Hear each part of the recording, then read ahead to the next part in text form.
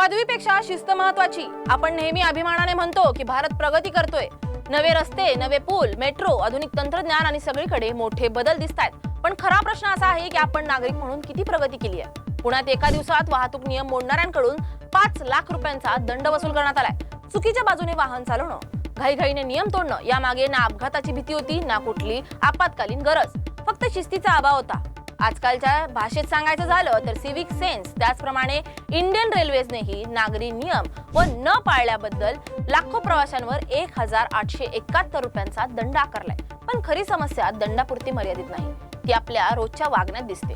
आता एक छोटं पण रोजचं दिसणारं दृश्य पाहूया। रस्त्याच्या कडेला कचरा पेटी असते, माणूस तिथपर्यंत चालत जातो, पण कचरा पेटीत टाकण्याऐवजी तिच्या आजूबाजूला कचरा टाकतो। चालण्या इतका प्रयत्न होतो, पण योग्य कृती करण्या इतकी जाणीव होत नाही। ही गोष्ट शिक्षणाची नाही तर संस्कारांची आहे। पदवी मिळवली म्हणजे सुसंस्कृतपणा आपोआप येतो असं नाही, गाडी चालवता येते म्हणजे वाहतूक शिस्त कळतेच असं नाही, कचरा पेटीपर्यंत पोहोचणं म्हणजे स्वच्छतेची जबाबदारी स्वीकारलेली असंही नाही। आपण अनेकदा सरकार, यंत्रणा किंवा पोलीस यांना दोष देतो, पण सत्य हे आहे की जबाबदारी स्वतःपासून सुरू होते। नियम शिक्षा देण्यासाठी नसतात, तर आपल्याला आठवण करून देण्यासाठी असतात की हा देश आपला आहे, त्याची काळजी घेणं आपलं कर्तव्य आहे। जर आपण कचरा पेटीपर्यंत जाऊ शकतो तर कचरा तिच्यात टाकू सुद्धा शकतो।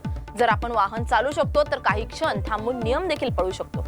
आणि जर आपण पदव्या मिळवू शकतो तर नागरिक शिस्तही म्हणजे सिव्हिक सेन्स आत्मसात करू शकतो। कारण स्वच्छ, सुरक्षित आणि शिस्तबद्ध भारत कायद्यांमुळे नाही तर सजग नागरिकांमुळे घडतो।